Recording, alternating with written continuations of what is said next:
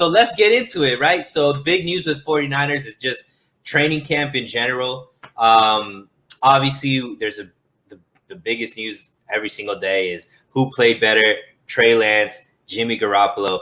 And it seems like it's kind of been leaning, at least media-wise, and all the news is coming out is it's leaning kind of one way, and that way isn't Jimmy Garoppolo. It's more, how Trey Lance is wowing everybody in training camp. So what do you make of all of the Trey Lance news coming out of training camp? Are you buying into it? Do you think it's just hype? And what's kind of your overall takeaways? I'm going to tell you, like early on, I did not have high expectations for Trey Lance this year. I thought going down the road, he's going to be a great player. He had all the physical tools, all of the ability. I just thought, it was going to take him some time. He hadn't played a lot of football in college. He only played 1 year in high school. A lot of people don't know that. He didn't really play until his senior year of high school. So he's really had like 2 full seasons of college football, period. Of football, period. He didn't even play football before high school. I think he started playing his junior year of high school. He was on the bench. His senior year, he started. Didn't get any offers, Division I, to play quarterback. They wanted him to play defense, safety, all of that. We've heard the stories. So I thought he was going to have a big learning curve, coming in. The speed of the game going from the 1AA to NFL, I thought was going to be a huge jump. It was going to be a big adjustment. So hearing all the news, man, I'm excited as a 49er fan, obviously, of all the news and all the reports coming out of camp. But I am a little hesitant. A lot of people are crowning him. They're saying, hey, the QB competition is over. We need to get rid of Jimmy Garoppolo. It's Trey time. I have been slow to jump on that bandwagon right now. I just want to temper my excitement for now. I am super excited. I hope he comes out. If he wins the job through preseason, through the rest of camp, hey, I'm all for rolling with Trey Lance to start off the season and, hoping we can make history with the first rookie quarterback to win a Super Bowl. But I'm just telling everybody, let's temper expectations a little bit because it is practice. We'll go through some more things here as we go down the list of our topics today, but he's not playing against a great defense right now. Hasn't even played against the starting defense yet. So he's playing against weaker competition right now. He has been throwing to starters to weaker competition throughout camp. And, I think it's making him look a little bit better than he probably is at this point in time. Well, you can only, I guess, do what's in front of you. You can only play the guys that are in front of you. So you would expect a guy with everything you just said, only he's had 2 real full seasons of playing any kind of football, one of them in high school, one of them in college. A guy who didn't play at all last season, to come out and even be as dominant as he's been against NFL caliber players, even if they're not the ones, there's still guys on a team. There's still guys a lot of guys that'll probably make this team that are bona fide NFL players. So the fact that he's making the right type of decisions, he's fitting balls into a window. I don't care who the talent is. That ability is kind of showing off what he's capable of. And we're looking at a few things that we want to know translate, right? Decision-making, accuracy, and consistency of play. And we're just seeing all of that, right? So the real question is, if the roles were reversed, is Jimmy Garoppolo putting up the type of numbers that Lance would be putting up at the same, at the same type of rate?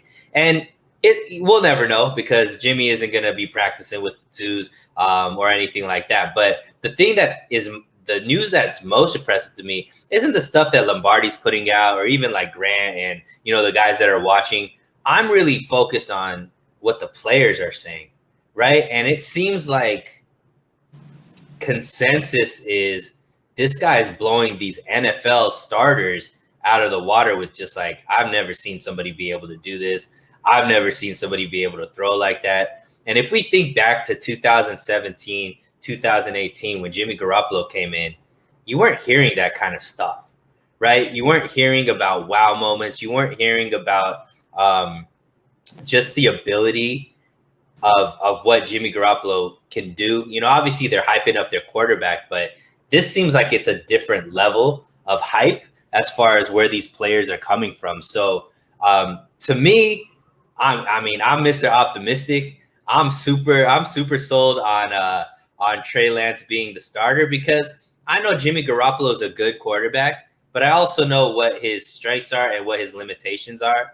And I don't know how far a Jimmy Garoppolo run team is going to be able to take us as far as like to the next level. We kind of are at where we're going to be at with Jimmy Garoppolo, but with Trey, we have that extra, gear that I think all of us are pretty excited to see, get revved up and just start.